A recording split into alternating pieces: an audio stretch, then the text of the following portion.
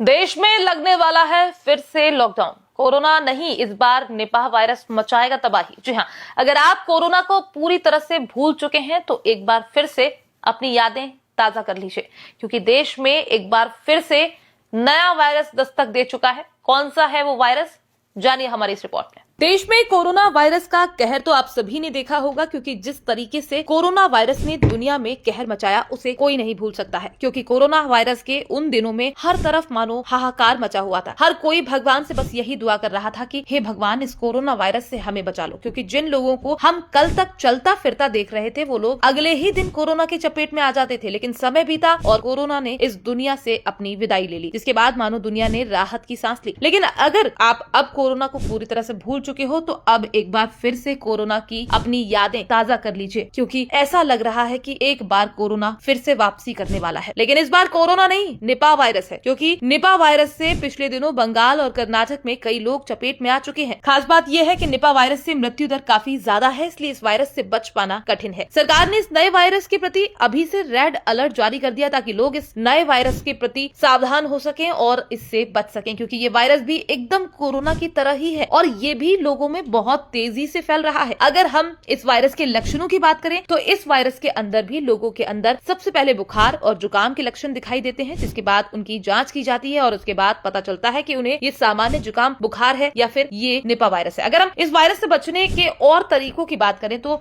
इस वायरस से बचने के लिए जरूरी है कि आप लोगों के संपर्क में कम से कम आए। अगर आप बाहर से आए कोई भी चीज लेकर आते हैं तो उसे पहले धो लें, उसके बाद ही उसे खाएं। क्योंकि आप जो चीजें बाहर से खरीद कर लाते हैं वो कई लोगों के हाथों से होकर निकलती है, इसलिए जरूरी है कि आप एक बार उसे धो लें, ताकि अगर वो किसी भी तरह से संक्रमित हो तो उससे संक्रमण खत्म हो जाए। हालांकि सरकार लगातार इस वायरस के ऊपर नजर रखे हुए ताकि इसे फैलने से रोका जा सके। लेकिन अगर आप चाहते हैं कि इस वायरस को फैलने से रोका जाए तो आपको सरकार का पूरा सहयोग करना होगा। इसलिए आप हमारा ये वीडियो अन्य लोगों के साथ भी शेयर कर दीजिए, ताकि दूसरे लोगों को भी इस वायरस के बारे में पता चल सके, ताकि वो लोग भी सतर्क हो सकें। क्योंकि अभी तक ज्यादातर लोगों को इसके बारे में पता ही नहीं है और जिन लोगों को पता है वो इसे बेहद हल्के में ले रहे हैं। लेकिन ये वायरस इतना खतरनाक है कि जिन भी लोगों को ये वायरस चपेट में ले रहा है उनका बच पाना कठिन हो जा रहा है। हालांकि अच्छी बात यह है कि अभी ये वायरस पूरी तरह से कंट्रोल में है, लेकिन अगर जरूरत पड़ती है तो देश में एक बार फिर से लॉकडाउन लग सकता है। पहले की तरह दोबारा से पाबंदी लगाई जा सकती है, क्योंकि हमारे प्रधानमंत्री का एक ही लक्ष्य है कि अगर जान है तो जहान है।